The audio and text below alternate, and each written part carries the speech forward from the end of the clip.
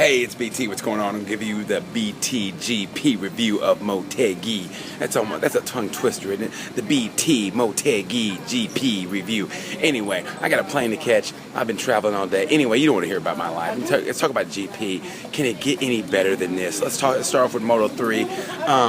Craziness. Antonelli, congratulations to Antonelli. He's going to come into his own next year. I think he and Bastianini next year are going to fight for the title. The Italians are back.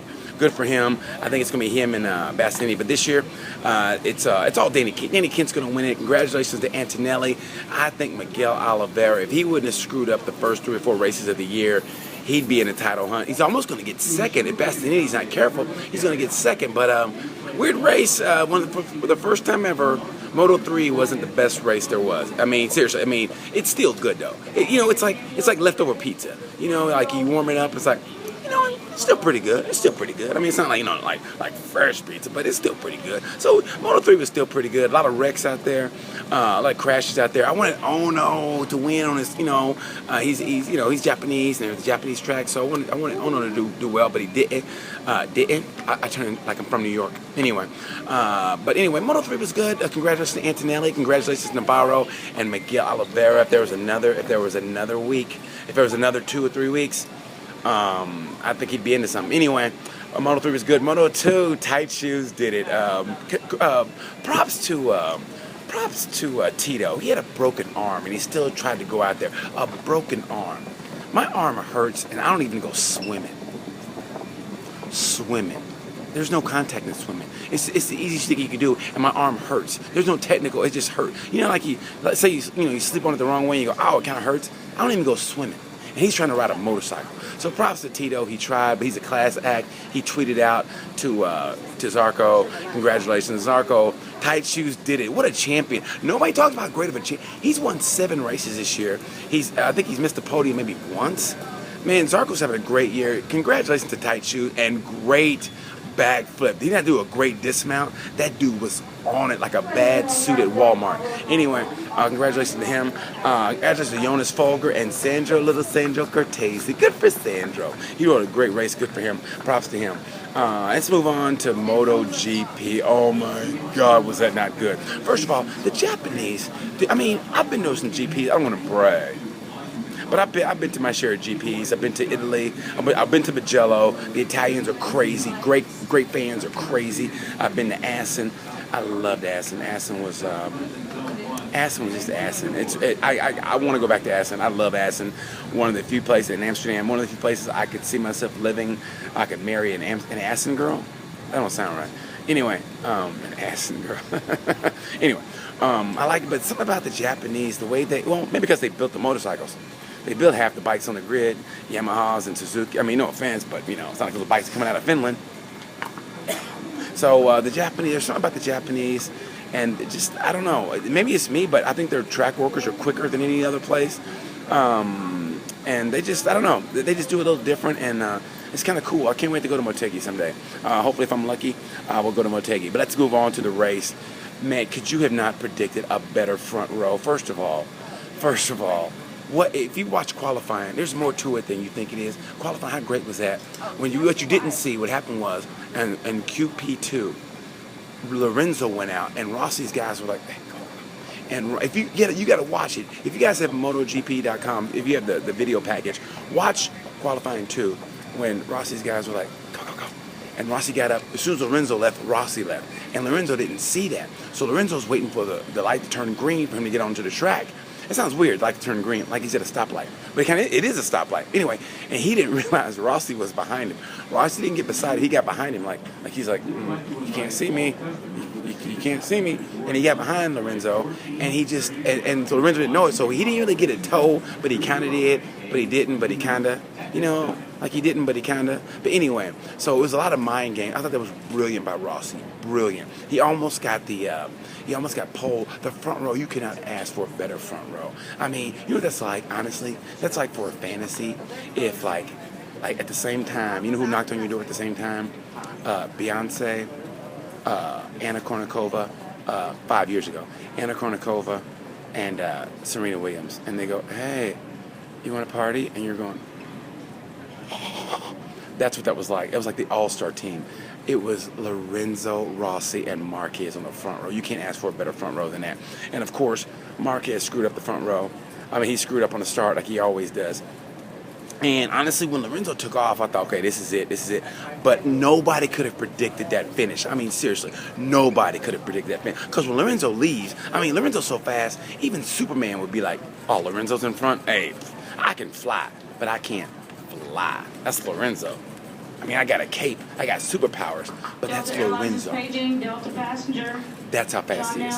That's how fast Lorenzo is. So when he got to the lead, I was like, man, this is going to be boring. And honestly, for the first 10 laps, I mean, for half the race, I was like, oh, this is over. I was watching.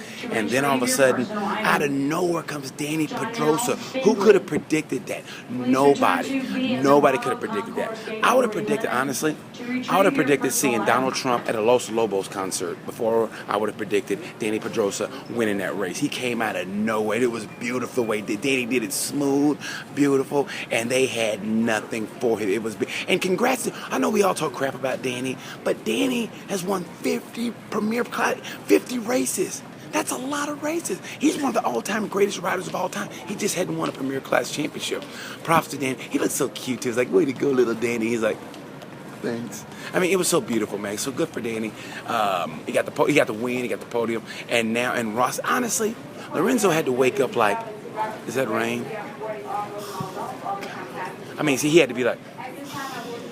I mean, he's got to wonder what he did. Did he like sacrifice a goat on top of an Indian burial ground this year? I mean, seriously, that's the only way I can describe it. How do you have a wreck on a mini bike? How do you ride one of the most powerful road racing machines in the world, and you have a wreck on a mini bike and hurt your shoulder? Really? Seriously? That's like Tony Hawk, having a skateboard, and then he gets hurt walking in his house, stepping out the shower. You're like, what? You broke your neck stepping out the shower, but you can do a 920? That's what it was like, honestly. But he hurts his shoulder in a mini bike accident. He qualifies the fastest ever on that track, on a Honda track. He wakes up and it's raining. I love it. In a way, it's kind of meant for Rossi to. It looks like it's meant for Rossi to win. In a way, it looks that way. But if you really think about it, Rossi has not put a wrong foot forward. He kind of screwed up at Mazzano, but that wasn't really like a crash, or he didn't go wide. So I hate to say it, but Rossi's due one, and we're down to the last 3 or 4 races, and so. I hope he doesn't go wide. I hope he makes all the right moves. He's looking good. It looks like it's in his favor, but all Lorenzo has to do is win another one. If he wins Phillip Island, and he wins Sepang, who knows? I mean, a dry race, you got to put on Lorenzo. And this is the first race ever that notice who I didn't talk about. I didn't talk about Marquez. Isn't that incredible? Marquez broke in hand. He did what he could, but he wasn't even in the conversation. And that's hard for me to say. I love Marquez. If I could adopt any kid ever, it'd be Marc Marquez. I mean, adopt him now, not when he's a kid and he needed money and I had to go in my pocket and help him out. I mean, now, but he's a world champion, he's a millionaire, and that way I could easily be his dad. Like, hey, son, I think you need to practice. I mean, it's easy to be his dad now, so I'd be his stepdad in a minute. Anyway, we didn't talk about him. He knows the season's over, but I still think Marquez and Pedrosa are going to have a say-so in this championship, and it's wonderful. I think it's great that it comes down to the Hondas more than it is the Rossi against Lorenzo or vice versa. It's the Hondas, and honestly, and a little bit the Ducatis, more so Iannone than Dovi. It's just great. Motegi GP is awesome. I got to catch this plane. I wish I could talk more. I really do. That was the greatest race ever. And the reason it's going up so late because I was traveling, and that's the only reason it goes up late.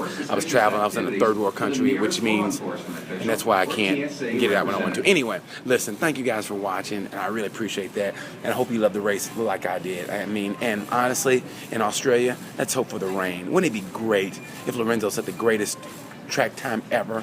And all of a sudden it just starts raining on Sunday. I would laugh my ass off. He's got to be like, I did not let the rain, no. I did the best qualifying I could, no. But the rain, I don't know, no. If you watched him after qualifying, he was all giddy. He was like, yeah, I did, the bike did well, no. And I'm very happy, no. And then Sunday he was like, kind of like if you have a girlfriend and you think you're the man. And you're like, yeah, what's up, girl? And then your dad gets on the phone and goes, hey, boy, hey. You need to cut the grass. You understand me? And by the way, you know what you need to do? Take a shower because, Daddy's my girlfriend. and you're just sitting there like, and she knows that you're nasty. And anyway, that's what it was like. Lorenzo is brought down to earth. He needs to get 2 victories. Can he do it? You think Rossi's going to win? I mean, it's boiling down to the last 3 races. I can't wait. All right, I'm going overtime. It's 10 minutes, and I'd like to keep the thing under 10. So anyway, that's the review.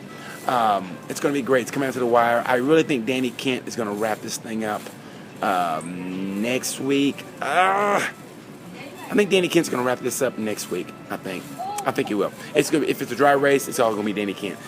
Anyways, that's it. That's the Motegi GP review. Let's hope it rains in Australia. I think it's going to be great. And please, please, please keep Alex DeAngelis in your thoughts and prayers.